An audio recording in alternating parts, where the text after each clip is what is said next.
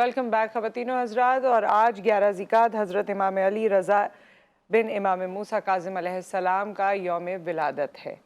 अच्छा, हम हमेशा कुछ ऐसे अयाम हैं मज़हबी तौर पर भी, दीनी तौर पर भी, जिनको हम ख़ुसूसी तौर पर याद भी रखते हैं, उसके हवाले से बात भी करते हैं। और कुछ ऐसे अशख़ास हैं, ऐसे बड़े लोग गुज़रे हैं, ऐसे इमाम गुज़रे हैं जिनके बारे में तज़करा तो हो जाता है, हमारी निसाब की किताबों में भी हो जाता है, लेकिन बहुत डिटेल में हम बात नहीं कर पाते, सुन नहीं पाते। तो आज के दिन हमने ये मौजू भी रखा है कि आपकी विलादत के हवाले से हम बात करेंगे, आपकी शख्सियत के हवाले से बात करेंगे, और अल्लाह ताला ने जो आपको इल्म अता किया था उसके हवाले से बात करेंगे। क्योंकि कहा जाता है कि जब इमाम रज़ा से कोई सवाल पूछा जाता था तो वो to the satisfaction, till the satisfaction जवाब देते थे, और अल्लाह ताला ने उनको इतना इल्म दिया हुआ था। उनकी शख्सियत, उनकी पैदाइश, उनके वालिद ने जिस तरह से उनकी परवरिश फरमाई, और उसके बाद फिर जिस तरह वो एक कारवां लेकर चले हैं, आज उस सब पे बात होगी। और उस सब पे बात करने के लिए हमारे मौजूद मेहमान हमारे साथ मौजूद हैं, हमारे मजहबी रहनुमा हैं सैयद मोहसिन रज़ा काज़िम साहब। अस्सलाम वालेकुम। अलैकुम अस्सलाम व रहमतुल्लाहि व बरकातुहू। जी, मोहसिन साहब, मैं इंट्रोडक्शन में ज़ाहिर है काफ़ी बात कर ही चुकी हूँ। अब हम चाहेंगे कि आप इस पे रोशनी डालें और आप विलादत से शुरू करें और इमाम के बारे में, उनके फ़ज़ाइल के बारे में हम सबको बताएं। आऊज़ु बिल्लाहि मिनश शैतानिर रजीम, बिस्मिल्लाहिर रहमानिर रहीम। सबसे पहले तो आपका बहुत बहुत शुक्रिया, आपकी टीम का बहुत शुक्रिया। हज़रत इमाम अली इब्न मूसा रज़ा अलैहिस्सलातु वस्सलाम एक ऐसी अज़ीम शख्सियत के इमामत की कड़ी की 8वीं सिलसिला इमामत की 8वीं कड़ी, जिनके बाबा भी इमाम, जिनके दादा भी इमाम, जिनके परदादा भी इमाम, और आगे से जिनके बेटे भी इमाम और जिनके पोते भी इमाम। मेरी मुराद इमाम रज़ा अलैहिस्सलाम। एक फ़िक्रा बयान करके बात आगे बढ़ाऊँगा कि जिसके दरवाज़े से हमें अल्लाह की रज़ाएँ मालूम हो उसे अली रज़ा कहा जाता है। एक इस घर में अली हैं जो मुर्तज़ा हैं, और एक अली हैं जो कि रज़ा हैं, और वो भी अली अल्लाह की मर्ज़ियों के ख़रीदार हैं, और ये भी अली अल्लाह की मर्ज़ियों के ख़रीदार हैं। जैसा कि आपने बयान फरमाया कि ये महीना ज़िलक़द का महीना इमाम रज़ा अलैहिस्सलाम की शख्सियत से मंसूब है, चूँकि हज़रत की विलादत व सआदत भी इसी महीने में हुई और हज़रत की शहादत भी इसी महीने में हुई, यानी 23 ज़िलक़द शहादत का रोज़, और आज चूँकि 11 ज़िलक़द है और मौला का रोज़े विलादत है। इमाम अलैहिस्सलाम की विलादत के बारे में और हज़रत की शख्सियत के बारे में हम यहीं से अंदाज़ा लगा सकते हैं कि इस घर की अज़ीम शख्सियत कि जिसे हर ख़ास व आम ने ज़िक्र किया, और मुमकिन ही नहीं कि इस्लामी तालीमात मुकम्मल हों मगर उनका ज़िक्र ना हो। मेरी मुराद हज़रत इमाम जाफ़र सादिक़ अलैहिस्सलाम, जो कि इमाम रज़ा अलैहिस्सलाम के रिश्ते में दादा भी लगते थे। हज़रत यहीं से आप अंदाज़ा लगा लीजिए कि किसी भी शख्सियत के बारे में अगर तारुफ़ करवाने वाली अज़ीम शख्सियत हो तो मौसूफ़ कितना बुलंद है, ये यहीं से अंदाज़ा लगाया जा सकता है। हज़रत की विलादत से पहले ही इमाम रज़ा अलैहिस्सलाम ने अपने बेटे इमाम मूसा काज़िम अलैहिस्सलाम से फ़रमाया कि ए मूसा काज़िम, अल्लाह आपको एक ऐसा बेटा अता करेगा कि जिसका नाम अली होगा, लक़ब रज़ा होगा। मेरी हसरत है कि मैं उसकी ज़ियारत करके दुनिया से जाऊँ।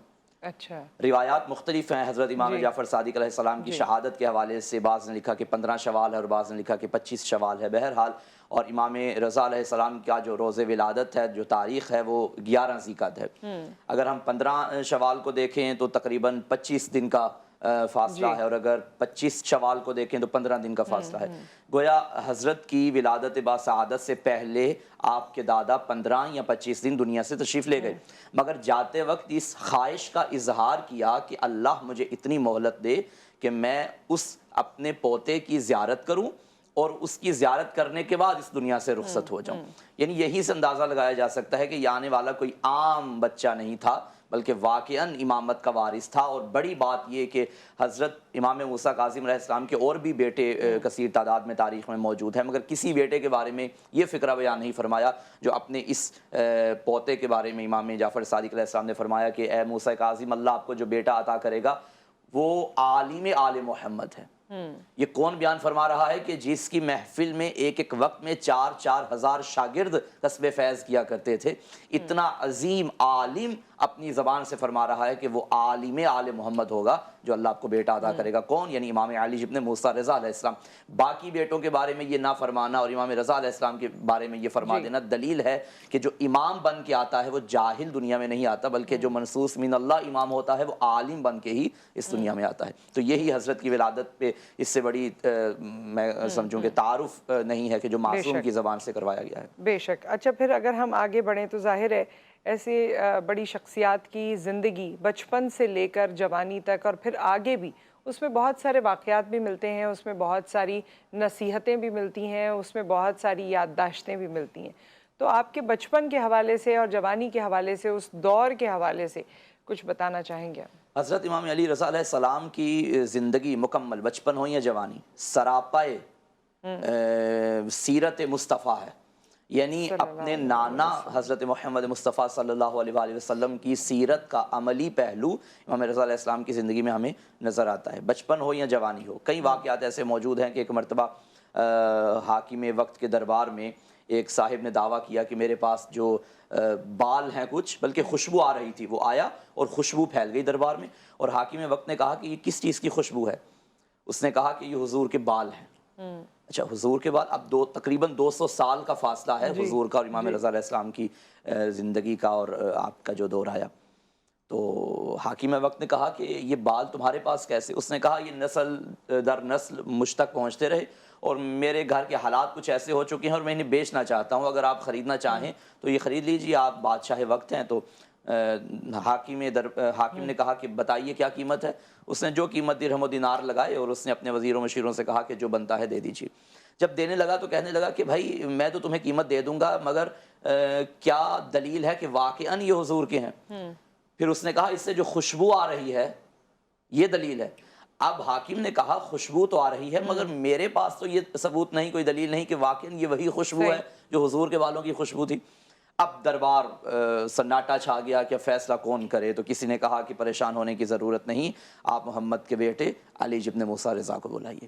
دربار میں امام رضا علیہ السلام کو بلایا گیا. اور ہر دور میں ایسی مثالیں موجود ہیں تاریخ میں کہ جب بھی دین کی خاطر، اسلام کی خاطر کوئی بھی مسئلہ پیش آتا تو پیغمبر کا کوئی نہ کوئی بیٹا ہی سامنے آتا جو ذریت پیغمبر سے ہوتا.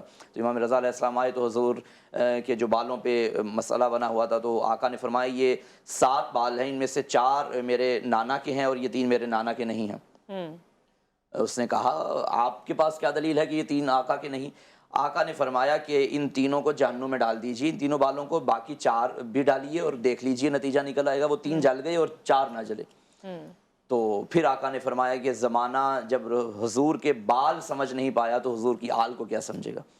تو پیغمبر کی زندگی کے بعد اگر آپ کی سیرت کو اگر زندہ رکھا ہے تو آپ کی ذریت میں سے ہی کسی نہ کسی امام نے زندہ رکھا ہے. تو امام رضا علیہ السلام کی زندگی کا بچپن کا دور ہو یا جوانی کا دور ہو تو واقعاً سیرت محمد نظر آتی ہے اور آپ کے ہر عمل سے نظر آتا ہے کہ یہی وارث محمد مصطفیٰ صلی اللہ علیہ وسلم ہے. صلی اللہ علیہ وآلہ وسلم. اور آپ کی اس واقعے سے ظاہر ہے ان کے علم کا اندازہ ہوا یا ان کی حکمت کا اندازہ ہوا. مگر کہا جاتا ہے کہ جب ان سے سوال کیا جاتا تھا اور ان سے بات کرنے لوگ آیا کرتے تھے تو وہ ان کو بالکل مطمئن کرتے تھے، یعنی اتنی ان کے پاس دلائل ہوتے تھے اور اتنا علم ہوتا تھا. تو اس کی کوئی ایسی مثالیں تاریخ میں بہت زیادہ موجود ہیں. یہ چونکہ امام علی ابن ابی طالب علیہ السلام سے لے کر امام علی ابن موسیٰ رضا علیہ السلام تک اور ان کے بعد بھی جتنے بھی ائمہ آئے ہر دور میں دیکھیے اس گھر کا خاصہ علم رہا ہے. وہ ہمارے استاد بزرگوار کے چند مصرے ہیں، اگر آپ اجازت دیں تو میں عرض کروں. فرمایا کہ علم انسان کی تقدیر بھی ہے، تدبیر بھی ہے. علم افکار کی یلغار میں شمشیر بھی ہے. علم حق کا صلہ ہے، عزت و توقیر بھی ہے. علم احمد بھی ہے، حیدر بھی ہے، شبیر بھی ہے. علم اسلام کے گلشن میں کلی بنتا ہے، حق کے منبر پہ گر ہو تو علی بنتا ہے. چاہے یہ علی پہلا علی ہو یا 8واں علی ہو. پہلے علی کے بارے میں بھی روایت موجود ہیں کہ مسجد کوفہ کے منبر پہ فرمایا سلونی سلونی قبل ان تفقدونی لو سنیت لی وسادت فجلست علیہا لافتیت اہل التوراۃ بتوراتہم حتی ینطق التوراۃ فیقول صدق علی لافتیت اہل الانجیل بانجیلہم حتی ینطق الانجیل فیقول صدق علی لافتیت اہل الزبور بزبورہم حتی ینطق الزبور فیقول صدق علی لافتیت اہل القرآن بقرآنہم حتی ینطق القرآن فیقول صدق علی. علی ابن ابی طالب فرمایا کرتے تھے کہ اگر مسند قضاوت کو بچھایا جائے، اوپر علی کو بٹھایا جائے تو زبور والے ہیں، میں زبور سے بتاؤں گا، انجیل والے آئیں تو میں انجیل سے بتاؤں گا، تورات والے آئیں تو تورات سے، قرآن والے آئیں تو قرآن سے بتاؤں گا، اگر میں خاموش رہوں تو کتابیں کہیں گی کہ علی سچ بول رہا ہے۔ یہی سیرت ہمیں امام علی ابن موسیٰ رضا علیہ السلام میں نظر آتی ہے۔ ایک مرتبہ دربار سجا ہوا تھا اور عیسائی پادری کو بلایا گیا اور اس نے چند سوالات کیے، جبکہ پورا دربار خاموش ہو گیا اور کوئی سوال کا جواب نہ دے سکا، سب جواب دینے سے قاصر رہے۔ پھر کسی نے کہا کہ امام جعفر صادق علیہ السلام کے پوتے کو بلایا جائے، امام رضا علیہ السلام کو دربار میں بلایا جائے۔ آقا بظاہر کم سن تھے اور وہ بظاہر بڑے بڑے علماء اور دکھنے میں بہت جید علماء نظر آ رہے تھے، تو آقا نے پہلا سوال کیا کہ بتائیے آپ اپنی کتاب کے حافظ ہیں یا ناظرہ جانتے ہیں؟ اب بچے کا یہ سوال بزرگ پہ ایک کیفیت، ایک وہ روب و دبدبا کی کیفیت کو طاری کر دیا گیا کہ اس نے کہا کہ بھائی آپ سوال کریں کیا کرنا چاہتے ہیں؟ تو مولا نے فرمایا پہلے یہ بتائیے ناظرہ جانتے ہیں یا حفظ جانتے ہیں؟ تو انہوں نے کہا جی میں تو حفظ بھی جانتا ہوں۔ اچھا، امام نے پھر اس کی کتاب سے چند باتیں پڑھنا شروع کی اور فرمایا کہ تمہاری فلاں کتاب میں یہ چیز موجود ہے، یہ چیز موجود ہے، یہ چیز موجود ہے۔ اس نے کہا بالکل موجود ہے، بالکل موجود ہے۔ اور پھر امام نے اپنے نانا حضرت محمد مصطفیٰ صلی اللہ علیہ وسلم کی وہ نشانیاں جو انجیل میں لکھی ہوئی تھیں اور باقی آسمانی کتابوں میں لکھی تھی وہ بیان کر دی اور زبانی بیان کر دی۔ اب پورا دربار حیران پریشان کہ چھوٹا سا بچہ اور غیروں کی کتاب سے اور مناظرے کے طور پہ اسی کی کتاب سے اسی کو جواب دے رہا ہے۔ پھر اس نے کہا کہ بالکل یہ نشانی ہماری فلاں کتاب میں موجود ہے، یہ نشانی۔ اب فرمایا کہ بتاؤ وہ ساری نشانیاں جو میرے نانا کی تمہاری کتابوں میں نظر آئیں کیا مجھ میں نظر نہیں آ رہی؟ سب درباریوں نے کہا بالکل وہی نشانیاں نظر آ رہی ہیں۔ تو فرمایا ہم ذریت پیغمبر ہیں، اور اسی ٹائم وہ سجدے میں گر پڑا خدا کی بارگاہ میں اور اسلام قبول کیا کہ واقعاً یہی حق ہے کہ جب بیٹا ایسا ہے تو باپ کیسا ہوگا۔ اور یہیں پر ایک بریک آ گیا، بریک کے بعد ہماری ابھی یہ گفتگو جاری و ساری ہے، ہم ملاقات کرتے ہیں اس وقفے کے بعد۔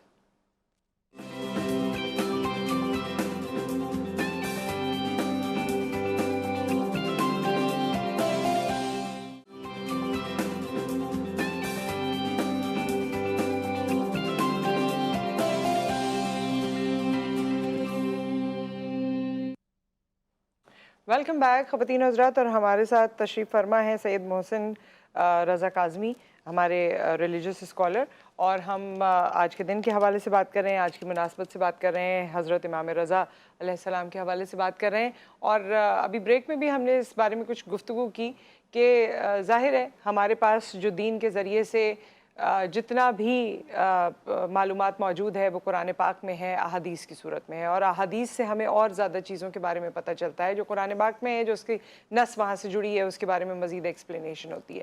تو جب ہم امام علی رضا کے حوالے سے بات کرتے ہیں تو ان کی شخصیت کے ساتھ بھی کچھ ایک ایسی حدیث ہے جو منسوب ہے اور آپس میں ایسی مطابقت رکھتے ہیں کہ جب حضرت امام کا ذکر ہو تو ساتھ میں اس حدیث کا بھی ذکر ہونا چاہیے۔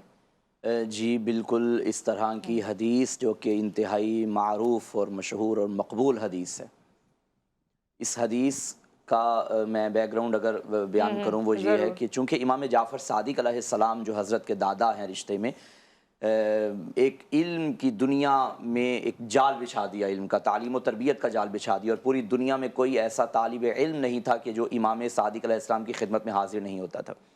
جب امام صادق علیہ السلام دنیا سے رخصت فرما گئے تو آپ کے بعد جب آپ کے فرزند ارجمند حضرت امام موسیٰ کاظم علیہ السلام آئے تو حضرت کی زندگی میں وہ صعوبتیں، وہ مشکلات، وہ قید، وہ زندان، ایک تاریخ ہے مصائب کی کہ حضرت کو موقع ہی نہیں ملا کہ اپنے بابا کی سیرت پہ چلتے ہوئے اور بابا کی اس زندگی کی، اس سیرت کی اس جھلک کو زمانے کے سامنے پیش کریں، یعنی تعلیم و تربیت کو عام کریں، موقع ہی نہیں ملا۔ مگر آپ کے بعد جب امام رضا علیہ السلام دنیا میں تشریف لائے اور مامون نے امام کو مدینے سے خراسان انوائٹ کیا، تو امام علیہ السلام جب مدینے سے روانہ ہوئے تو تمام راستہ ایک کوہرام سا برپا ہو گیا کہ صادق کا پوتا مدینے سے آ رہا ہے، لہٰذا جسے حدیث چاہیے، جسے علم چاہیے وہ راستے میں کھڑا ہو جائے۔ اب مدینے سے لے کر خراسان کے راستے تک جتنے محدثین راستے میں کھڑے ہوتے تھے، کھڑے ہو سکتے تھے، وہ کھڑے ہوئے۔ اب نیشہ پور ایک جگہ ہے جو راستے میں آتی ہے، جو زائرین ہیں وہ جانتے ہیں، بخوبی واقف ہیں۔ تقریباً وہاں مولا کی سواری پہنچی تو کیا دیکھا کہ جم غفیر، بعض روایات میں ہے کہ 24,000 محدثین اور بعض میں ہے کہ 18,000 محدثین قطار در قطار کھڑے ہو گئے۔ اب ان کے ہاتھوں میں کاغذ قلم بھی ہے اور کہنے لگے کہ اے علی ابن موسیٰ رضا کچھ بیان فرمائیے تاکہ آپ بولیں اور ہم لکھیں، اور ہم لکھیں تو تاریخ بن جائے، سیرت محمد نظر آئے ہمارے ہمارے قلم اور کاغذ سے ایک رونما ہو۔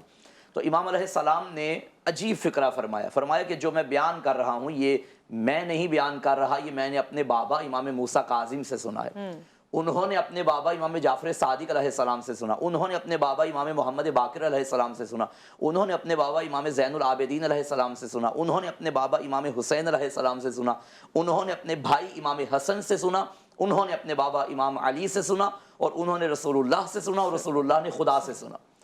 اب یہ ایک سلسلہ ہے، یہ تاریخ میں مشہور ہے، کیونکہ آپ جانتے ہیں کہ ناظرین بھی اس بات سے بخوبی آگاہ ہیں کہ کوئی بھی حدیث ہو اس کا سلسلہ دیکھا جاتا ہے کہ کس نے کہاں سے اس کو روایت کیا اور کہاں سے نقل کیا، پھر جیسا سلسلہ مضبوط ہوگا اتنی ہی ایتھنٹک وہ روایت ہوگی۔ اب امام نے جو راوی بیان کیے وہ معصوم ابن معصوم، یعنی اس سلسلے میں کوئی بھی ایسا راوی نہیں کہ جو غیر معصوم ہو۔ اسے سلسلہ تو ذہب کہا گیا ہے تاریخ میں، سلسلہ کہتے ہیں کڑی کو اور ذہب کہتے ہیں سونے کو، یعنی اتنا خالص سلسلہ ہے کہ جس میں ملاوٹ نظر ہی نہیں آتی۔ اور امام احمد بن حنبل کا کہنا ہے، میں نے بعض کتابوں میں پڑھا کہ اگر یہ سلسلہ، صرف سلسلہ نہ کہ حدیث، صرف سلسلہ اگر کسی مجنون پہ پڑھ کے پھونکا جائے تو خدا اسے بھی عقل کی نعمت سے نوازے گا، یعنی اتنا اثر ہے۔ بہرحال جب انہوں نے کاغذ قلم اٹھایا تو فرمایا کہ بتائیے کیا فرمایا، یعنی امام نے بتا دیا کہ یہ میرا قول نہیں، میرے جد کا قول ہے، میرے اجداد کا قول ہے، بلکہ خدا کا قول ہے۔ کیا فرمایا؟ خدا نے فرمایا لا الہ الا اللہ حصنی فمن دخل حصنی امن من عذابی، لا الہ الا اللہ میرا قلعہ ہے اور جو اس قلعے میں داخل ہوگا وہ میرے عذاب سے محفوظ رہے گا۔ لوگوں نے کاغذ قلم اٹھایا اور لکھا کہ لا الہ الا اللہ توحید کا قلعہ ہے، جو اس میں داخل ہوگا عذاب سے بچ جائے گا، لا الہ الا اللہ توحید کا قلعہ ہے، جو اس میں داخل ہوگا عذاب سے بچ جائے گا۔ مگر امام نے فرمایا سنو اس کی شرائط بھی ہیں۔ اب لوگوں نے کہا کیا شرائط ہوں گی؟ اب امام نے فرمایا اس کی شرائط میں سے بہترین اور اہم ترین شرط ہماری ولایت ہے، میری ولایت ہے، یعنی ممکن ہی نہیں کہ کوئی توحید کے قلعے میں داخل ہو اور ولایت سے گزر کے توحید میں داخل نہ ہو، یہ ممکن ہی نہیں۔ لہٰذا امام نے بتا دیا کہ ولایت ایک ایسا راستہ ہے کہ جہاں سے گزر کے آپ توحید کے قلعے میں داخل ہو سکتے ہیں، اور جس راستے سے توحید تک پہنچے گا وہ یقیناً عذاب الہی سے محفوظ رہے گا۔ اور اللہ تعالیٰ ہم سب کو عذاب الہی سے محفوظ رکھے اور علم میں اضافہ کرے، کیونکہ ایک چیز جو ہم نے اپنے دین میں دیکھی ہے، اور جب ہم حضرت علی رضی اللہ تعالیٰ عنہ کے حوالے سے بھی بات کرتے ہیں یا ان کی آل اولاد کے حوالے سے بات کرتے ہیں، آج ہم امام علی کے حوالے سے بات کر رہے ہیں، تو ان سب میں تعلیم، تربیت کا بہت زیادہ، ایسا نہیں ہے کہ کوئی مسلمان ہے تو جی اس نے جہاد کر لیا یا اس میں طاقت ہے یا اس میں اللہ تعالیٰ کی بے شک مدد ہے، لیکن ساتھ ساتھ انہوں نے اپنے آپ کو، جو آج کے دور میں ہم کہتے ہیں کہ اپڈیٹڈ کیا، اپنے آپ کو اس لائق بنایا۔ ورنہ اس خاندان کے ہونے کے باوجود شاید بہت سے لوگ سوچیں آج آپ کسی بڑے خاندان کے ہیں تو بہت کچھ آپ کو کرنے کی ضرورت نہیں ہے، بہت سے لوگ یہ سوچ لیتے ہیں، لیکن اصل مقصد تعلیم و تربیت ہے، اصل مقصد یہی ہے، اصل مقصد یہی ہے، اور پھر اس تعلیم کو آگے تک پہنچانا، اس کو بڑھانا، لوگوں تک پہنچانا، تو یہ ایک بڑی ذمہ داری کی بات ہے۔ اچھا یہ سب تو ظاہر ہے آپ کی زندگی کا ایک خاصہ رہا، پھر اس کے بعد اگر ہم بات کریں جب آپ کے والد صاحب نے آپ کو سپرد کی اپنی کرسی، اپنی نشست، تو اس وقت کے جو معاملات تھے اور اس وقت جو دشمنیاں تھیں اور اس وقت جو ایک ماحول تھا، اس کے حوالے سے کیا بتائیں گے؟ میں آپ کی خدمت میں عرض کروں اور آپ کے توسط سے ناظرین تک یہ بات پہنچاؤں کہ منصوص من اللہ جو امام ہوتا ہے وہ امام آ کے امام نہیں بنتا، بلکہ امام بن کر آتا ہے۔ پہلی بات تو یہ، جس طرح نبی ماں کی گود میں نبی ہیں، ہمارا عقیدہ ہے، جیسے حضرت عیسیٰ علیہ السلام کا واقعہ قرآن مجید میں موجود ہے، اسی طرح امام جو وارث نبی ہے وہ بھی ماں کی گود میں ہی امام ہے۔ بہرحال لیکن جب ایک امام موجود ہوتا تھا تو مرجع وہی امام ہوتا تھا، نہ کہ بعد والا، یعنی لوگوں کا رجوع اسی امام کی جانب ہوتا تھا اور سوالات اسی امام کی جانب، ماں سوائے کچھ واقعات ایسے ملتے ہیں کہ امام نے اپنے بعد آنے والے امام کی امامت کو بیان کرنے کے لیے اور ان کی اہمیت کو بیان کرنے کے لیے مختلف مقامات پہ ان کو آگے کیا کہ ان سے پوچھئے تاکہ لوگوں کو معلوم ہو کہ میرے بعد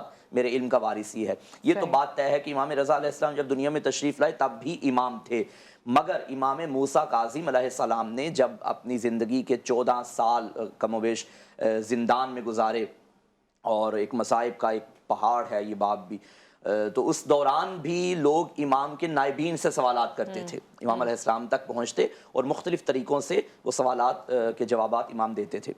مگر جب امام علیہ السلام کا وقت شہادت آیا اور امام رضا علیہ السلام معجزانہ طریقے سے اپنے بابا تک پہنچے، تب امام نے تمام تبرکات اور تمام علمی میراث اپنے بیٹے کو سونپ دی اور فرما دیا کہ یہی میرے بعد میرا امام ہے، اور یہ طے شدہ ہے کہ معصوم کا جنازہ معصوم ہی پڑھا سکتا ہے، امام کا جنازہ معصوم ہی، یعنی امام کے بعد جو امام کا وارث ہوگا معصوم وہی پڑھائے گا، اور امام موسیٰ کاظم علیہ السلام کا جنازہ بھی امام رضا علیہ السلام نے خود پڑھایا، نماز جنازہ امام رضا علیہ السلام کی اقتداء میں ادا کی۔ یہی دلیل ہے کہ ان کے بعد یہ ان کا وارث ہے، اور اس گھرانے کا خاصہ چلتا رہا ہے کہ اپنی زندگی میں ہی بتا دیا کرتے تھے کہ یہ میرے بعد یہی امام ہوگا۔ صحیح، اور اس کے ساتھ ہی یہاں پر ایک بریک آ گیا، بریک کے بعد جب ہم واپس آتے ہیں تو کچھ اور ایسے عوامل ہیں اس حوالے سے جس پر روشنی ڈالیں گے ہمارے مہمان ایک بریک کے بعد۔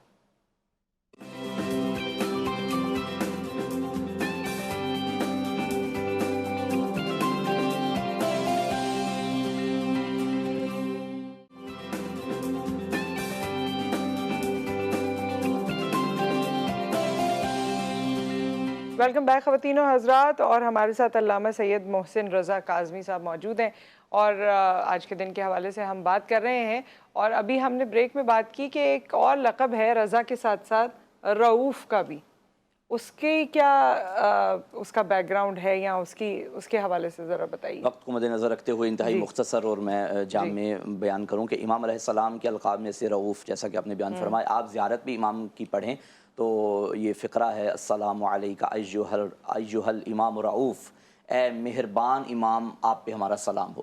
حالانکہ امام سب مہربان ہیں اور سب رحم دل ہیں، مگر یہ لقب خاص کیوں ہو گیا امام علیہ السلام کے ساتھ؟ جس طرح سب سچے ہیں مگر صادق خاص ہو گیا امام جعفر صادق علیہ السلام کے ساتھ، سب کے سب بلند ہیں مگر علی نام مولا امیر علیہ السلام کا، اور اسی طرح باقی ائمہ کے بھی، کاظم سب غصے کے پیے جانے والے مگر کاظم امام موسیٰ کاظم علیہ السلام کا، تو کوئی نہ کوئی خاص وجہ ہوتی ہے۔ امام رضا علیہ السلام کی زیارت اگر آپ کریں انشاءاللہ خدا سب کو توفیق عطا فرمائے، صاحب تفسیر المیزان حضرت علامہ آیت اللہ محمد حسین طباطبائی مفسر قرآن گزرے ہیں، انہوں نے بہت پیارا فقرہ فرمایا کہ اسی فقرے میں میری آپ کے سوال کی وضاحت بھی ہو جائے گی۔ فرمایا ہر امام رؤوف ہے، ہر امام رحم دل ہے، مگر امام رضا علیہ السلام کا رؤوف ہونا حصی ہے، یعنی آپ مشہد میں چلے جائیں اور امام علیہ السلام کے روزے میں جا کے آپ محسوس کریں گے امام کی دیواروں، روزے کی دیواروں سے مہربان ٹپک رہا ہے، مہربانی کا درس مل رہا ہے، یعنی امام علیہ السلام کی رحم دلی نظر آ رہی ہے امام کے روزے کی دیواروں سے، یعنی امام علیہ السلام کی رحم دلی، امام کا رؤوف ہونا حصی ہے، آپ محسوس کر سکتے ہیں، اور یہ وہی کر سکتے ہیں کہ جو وہاں زیارت پہ تشریف لے جاتے ہیں۔ ہر جگہ کی اپنی ایک خاصیت بھی ہوتی ہے نا، اور یہ اسی طرح منسوب بھی ہوتی ہیں، جیسے مدینہ کے حوالے سے لوگ کہتے ہیں، تو ویسے تو مکہ اور مدینہ ظاہر ہے یہ سرزمین، یا جس طرح زیارت پہ بھی جایا کرتے ہیں لوگ تو وہ بڑی ایک اللہ تعالیٰ کی طرف سے تحفہ ہوتا ہے، لیکن ہر جگہ کی اپنی ایک فیلنگ ہوتی ہے جو ہمیں آج تک محسوس ہوتی ہے، اور تھوڑی سی اور اس میں اگر سوچ بچار کریں تو میرے خیال میں اس کا فیض بھی ہم زیادہ لطف کے ساتھ فیض یاب بھی ہو سکتے ہیں۔ اچھا، اب زیارت کی آپ نے بات کی تو زیارت کی فضیلت بھی بیان فرمائیے گا۔ زیارت کی فضیلت دیکھیے، تمام مقامات مقدسہ چاہے مکہ مکرمہ میں موجود ہیں، جتنے بھی مقامات مدینہ منورہ میں موجود ہیں، کربلا معلیٰ میں موجود ہیں، نجف اشرف میں، اور عراق کے بھی تمام اور ایران کے بھی، مگر چونکہ ہمارا موضوع امام رضا علیہ السلام کی زیارت ہے، مشہد مقدس میں امام علیہ السلام کا روضہ مبارک موجود ہے، جیسا کہ آپ جانتے ہیں۔ امام علیہ السلام کی زیارت کی فضیلت کا ایک باب ہے، وسیع باب ہے۔ حضرت رسول خدا پیغمبر گرامی اسلام حضرت محمد مصطفیٰ صلی اللہ علیہ وسلم کا فرمان ذیشان حضرت نے اپنی حیات میں فرمایا، میں یہ بات واضح کرتا چلوں کہ حضرت کا دور حیات اور امام رضا علیہ السلام کا دور حیات تقریباً 200 سال کا فاصلہ ہے درمیان میں، اور اس دور میں فرما رہے ہیں کہ خراسان کی سرزمین پہ میرا ایک بیٹا، میرے جسم کا ٹکڑا دفن ہوگا۔ وہاں تو شاید کوئی لوگ جانتے بھی نہ ہوں گے کہ خراسان کون سی جگہ ہے، مگر یہاں سے علم غیب نبی بھی ہمارے سامنے آ گیا۔ فرمایا کہ خراسان کی سرزمین پہ میرا بیٹا، میرے جسم کا ٹکڑا مدفن ہوگا، جو اس بیٹے کی زیارت کرے گا اللہ 3 فائدے عطا کرے گا۔ کون سے؟ فرمایا کہ جو دکھی انسان ہوگا، جو دنیا کے غموں سے دوچار ہوگا، اگر وہ جائے گا تو اللہ اس زیارت کے صدقے میں اس کے غموں کو دور کرے گا۔ دوسرا فرمایا کہ اگر گناہگار میرے بیٹے کی زیارت کے لیے پہنچے گا مشہد میں تو پروردگار عالم اس کی زیارت کے صدقے میں اس کے تمام گناہوں کو معاف کر دے گا۔ تیسرا فرمایا کہ اگر کوئی حاجت مند پہنچے گا تو اس کی تمام حاجتیں پوری کر دی جائیں گی۔ اس کے علاوہ امام صادق علیہ السلام کی حدیث موجود ہے، امام نے فرمایا کہ جو میرے بیٹے امام رضا علیہ السلام یعنی میرے پوتے امام رضا علیہ السلام کی زیارت کرے گا، قیامت کے دن میں اس کا شفیع ہوں گا اور میرے اجداد اس کے شفیع ہوں گے۔ اور شفاعت ایک باب ہے، معصوم کا فرمان ہے امام صادق علیہ السلام کا ہی کہ من انکر الشفاعہ لیس منا، جو شفاعت کا منکر ہے وہ ہم میں سے نہیں ہے۔ اور قرآن مجید کا ایک عقیدہ ہے شفاعت کا عقیدہ، بہرحال یہ ایک الگ ٹاپک ہے۔ امام رضا علیہ السلام کی اپنی حدیث موجود ہے، حضرت نے فرمایا کہ جو بندہ عالم غربت میں میرے روزے کی آ کر زیارت کرے گا، میں بروز محشر 3 مقامات پہ اس کے کام آؤں گا۔ پہلا مقام پل صراط پہ کہ میں اس کا دامن پکڑوں گا اور اپنے ساتھ جنت میں لے کر جاؤں گا۔ دوسرا مقام کہ جب اعمال کو تولا جائے گا اس وقت میں پہنچوں گا اور اپنی زیارت کا ثواب اس کے نامہ اعمال میں ڈال کے اس کے نامہ اعمال کے وزنی ہونے کا سبب پیدا کروں گا۔ تیسرا فرمایا کہ اگر کوئی میری زیارت کے لیے آئے گا تو میں اسے اپنے ساتھ جنت میں لے کر جاؤں گا، اس کے جو حساب کتاب کا وقت آئے گا تب میں اس کے ساتھ موجود ہوں گا۔ امام جواد علیہ السلام جو کہ امام رضا علیہ السلام کے فرزند ہیں، امام ہیں، آپ سے سوال کیا گیا کہ آقا آپ کے بابا کی زیارت کی فضیلت کیا ہے؟ تو امام علیہ السلام نے 3 مرتبہ فرمایا الجنت واللہ الجنت واللہ الجنت واللہ۔ امام نے اللہ کی قسم اٹھا کے فرمایا کم از کم میرے بابا کی زیارت کا حق یہ ہے، جنت جنت جنت، خدا کی قسم اٹھا کے۔ آخر میں ایک بات عرض کروں گا کہ خدا کی ذات سب کو توفیق عطا فرمائے ان مقامات مقدسہ کی زیارت کی، اسپیشلی مشہد مقدس امام رضا علیہ السلام کی زیارت پہ آپ جائیے۔ ہم باقی بھی جتنے بھی مقامات ہیں ہم ہر جگہ گئے، مگر یقین کیجئے کہ امام رضا علیہ السلام کی زیارت اور امام کے روزے کا ایک اپنا ہی جنتی ماحول نظر آتا ہے۔ آپ کو دن اور رات میں کوئی وقت ایسا نہیں، ایک لمحہ بھی نہیں ملے گا کہ جب آپ دیکھیں کہ امام کی زری پہ رش کم ہو گیا ہو۔ یعنی اتنا رش، یقیناً ملائکہ موجود ہوتے ہیں، انسان موجود ہوتے ہیں، مگر ایک شرط ہے کہ جتنی بھی زیارت کی فضیلت میں احادیث وارد ہوئی ہیں ان میں ایک شرط رکھی گئی ہے عارفاً بحق ہی، کہ جس کی آپ زیارت کرنے جا رہے ہیں اس کے حق کی معرفت رکھیں۔ حق کی معرفت کم از کم یہ ہے کہ آپ اس کی اطاعت میں زندگی گزاریں، یعنی کم از کم صرف وزٹ کے طور پہ، صرف ایک ٹور کے طور پہ، صرف ایک سیر و تفریح کے طور پہ نہیں، بلکہ جائیں تو ایک مائنڈ لے کر جائیں کہ ہم اس امام سے کچھ لینے جا رہے ہیں، اور جب واپس پلٹیں گے تو ہم امام کی سیرت انشاءاللہ ہماری زندگی میں امام کی سیرت کی خوشبو محسوس ہوگی۔ صحیح۔ سو ود دیٹ علامہ صاحب بہت بہت شکریہ آپ کی تشریف آوری کا اور یہ تمام گفتگو کا۔ آپ نے آج یہ مختلف موضوع آپ کو یقیناً لگا ہوگا کیونکہ ٹیلی ویژن اسکرینز پر یوزلی میں نے نہیں دیکھا اپنے کریئر میں بھی کہ زیادہ تر اس حوالے سے بہت بات ہوئی ہو، لیکن جو بھی ہماری اسلامک ہسٹری ہے، جو امپورٹنٹ ڈیٹس ہیں، ظاہر ہے اس کا جو خاصہ ہے، جو خاص بات ہے، جو اہمیت ہے، جو فضیلت ہے، وہ ہم تک پہنچنی بھی چاہیے اور ہمیں اس پر گفتگو بھی کرنی چاہیے۔ تو یہ اس کا ایک نمونہ تھا جو ہم نے آپ کے سامنے پیش کیا۔ اس وقت ہم آپ سے اجازت چاہتے ہیں، انشاءاللہ پھر ملاقات کریں گے۔ ہم سب کو دعاؤں میں یاد رکھیے۔ اللہ حافظ۔